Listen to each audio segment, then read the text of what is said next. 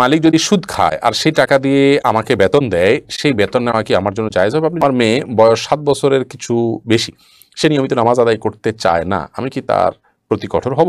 পশু আল্লাহর নাম ব্যতীত জবাই করা হলে সেটা খাওয়া যায়? যদি সন্দেহ হয় যে ওযু আছে না চলে গেছে, তাহলে কি পুনরায় ওযু করতে হবে? আর যদি তার সন্তানের কথায় কথায় অহেতুক গজব দেয়, তাহলে কি সে গজব সন্তানের উপরে পড়বে? বিবাহ ছাড়া বাচ্চা হলে সে বাচ্চার ওয়ারাসাতের হুকুম কি হবে? তাহলে আর বিলম্ব না করে চলুন আমরা প্রশ্ন উত্তর আলোকিত ভবনে প্রবেশ করি। এমডি আব্দুল বাসিত আপনি লিখেছেন, বিবাহ ছাড়া বাচ্চা হলে সে বাচ্চার ওয়ারাসাতের হুকুম কি হবে?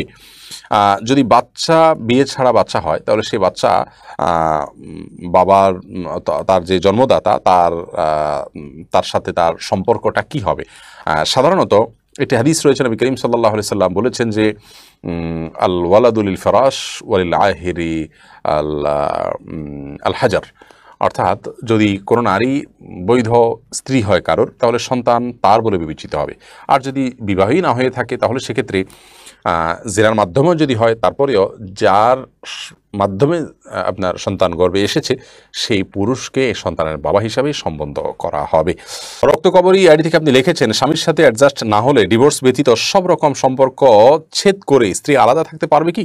স্বামীকে দ্বিতীয় বিয়ে করে থাকার অনুমতি দিলে শুধুমাত্র সামাজিক পরিবেশের কারণে বিবাহ বিচ্ছেদটা করতে চায় না, এক্ষেত্রে ইসলাম কি বলে? দেখুন, যদি স্বামীর সাথে অ্যাডজাস্ট না হয়, তাহলে সেক্ষেত্রে প্রথম কথা হলো অ্যাডজাস্ট করার চেষ্টা করা, সবর করা।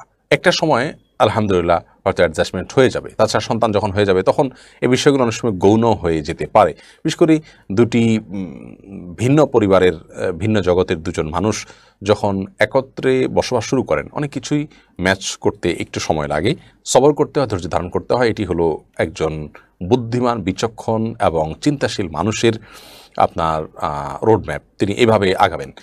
আর যদি ডিভোর্স এর দিকে যেতেই হয়, কোনোভাবেই বনিবনা না হয় এবং বরং একসাথে থাকতে গেলে আল্লাহর বিধান লঙ্ঘন হয়ে যাবে এরকম মনে হয়, তাহলে সেক্ষেত্রে ডিভোর্সটা দিলাম না সামাজিক কারণে, কিন্তু একসাথে শুধুমাত্র বসবাস করে সময় কাটালাম, থাকলাম, স্বামীকে দ্বিতীয় বিয়ে করার কথা অনুমতি দিলাম, তো এটা স্বামী যদি মেনে নেয় যে ঠিক আছে, তোমার কাছ থেকে আমার কোনো চাওয়া নাই পাওয়া নাই, তাহলে এটা বেসিক্যালি হারাম হয়তো হবে না। বাট যতদিন স্বামী স্ত্রী সুলভ সম্পর্ক আছে, সেক্ষেত্রে স্বামীর প্রতি স্ত্রীর কর্তব্য, স্ত্রীর প্রতি স্বামীর কর্তব্য কিন্তু আছে। সেই কর্তব্য আদায় না করে এভাবে ঝুলে থাকা, এটার বিশেষ কোনো যৌক্তিকতা থাকতে পারে না। বিশেষ করে সামাজিকতার ভয়ে বরং একজন নারী তার জীবনসঙ্গীর প্রয়োজন হয় এবং জীবনসঙ্গীর ছাড়া তার জীবনে অনেক সমস্যা তৈরি হয়। একটা সময় হয়তো সমস্যা হবে বলে মনে হয় না, কিন্তু পরবর্তীতে হয়তো সমস্যাগুলো দেখা দেবে। সেই বিষয়গুলোকে মাথায় রেখে এ জাতীয় ক্ষেত্রে আমাদেরকে ডিসিশন নিতে হবে। আল্লাহ তাআলা হেফাজত করুন।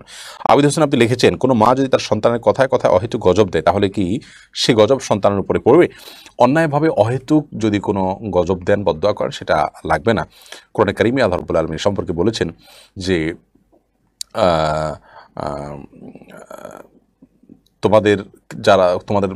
তোমরা যারা আল্লাহ তাআলার কাছে মন্দ তাড়াহুড়া করে চাও, ইস্তাজালাহুম বিল খায়র, তো ভালো কাজ যেরকম তোমরা চাইলে আল্লাহ তাআলা এটা দেন, মন্দ কাজগুলো চাইলে যদি সাথে আল্লাহ তাআলা দিয়ে দিতেন লাকুদিয়াল আমর, তাহলে সেক্ষেত্রে তোমরা শেষ হয়ে যেতে, বা তোমাদের যে বদদোয়া করতে সেগুলো লেগে যেত এবং ধ্বংস হয়ে যেত তোমরা। এখান থেকে বোঝা যায় যে বাবা মা না বুঝে অন্যায়ভাবে কোনো বদদোয়া দিলেই সেটা লেগে যাবে আর ক্ষতি হয়ে যাবে, ব্যাপারটা কিন্তু সেরকম নয়। আর তাছাড়া অন্যায়ভাবে বদদোয়া দিলে সেটি লাগতে যাবে কেন?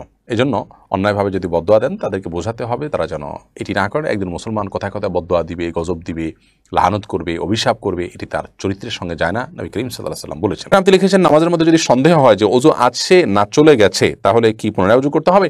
ওযু আছে কি চলে গেছে, শুধুমাত্র এই সন্দেহ, যেটি অনেক সময় ওয়াসওয়াসার লেভেল পর্যন্ত যায়, এটির ফলশ্রুতিতে আপনার নামাজ ভঙ্গ হবে না। যদি আপনার প্রবল সম্ভাবনা হয় যে ওযু চলে গেছে, তাহলে সেক্ষেত্রে আপনি সেটাকে ওযু চলে গেছে ধরে রাখতে পারেন এবং তার ফলশ্রুতিতে যখন ওযু গেছে, ওযু করে এসে ওই জায়গা থেকে বাকি নামাজ আপনি কন্টিনিউ করতে পারেন। এমনি সাইফুল ইমরান আপনি লিখেছেন, সন্তান জন্ম নেবার পর আকিকার ক্ষেত্রে মেয়ের জন্য একটি ছাগল এবং পুত্রের জন্য 2টা ছাগল দেওয়ার নিয়ম। এখন কেউ যদি এর অধিক জবা করতে চায়, তাহলে কি গ্রহণযোগ্য হবে? আকিকা তো 2টা ছেলের ক্ষেত্রে মেয়ের জন্য একটা দিয়ে আকিকা হয়ে যাবে। অতিরিক্তটা সে তার অন্য প্রয়োজনে, জাগতিক প্রয়োজনে, জাস্ট গোশত দরকার, মেহমান বেশি হবে সেজন্য করলাম, এটা করতে পারে। বাকি আকিকা হিসাবে 2টার বেশি নয়। একটা যেটা হবে এটা তার জাগতিক প্রয়োজনে তিনি করলেন, তিনি ওই দিন মাছ কিনতে পারেন, গোশত কিনতে পারেন, এরকম ছাগল জবাই করে গোশত নিতে পারেন, এটা তার একান্ত জাগতিক বিষয়, আকিকার অংশ হিসাবে নয়। বেলায়েত হোসেন আপনি লিখেছেন, আমার মালিক যদি সুদ খায় আর সেই টাকা দিয়ে আমাকে বেতন দেয়, সেই বেতন নেওয়া কি আমার জন্য জায়েজ হবে? আপনি যদি জানেন যে এই টাকা দিয়ে আপনাকে বেতন দিচ্ছে, তাহলে সেক্ষেত্রে সেখানে চাকরি করা আপনার জন্য জায়েজ হবে না।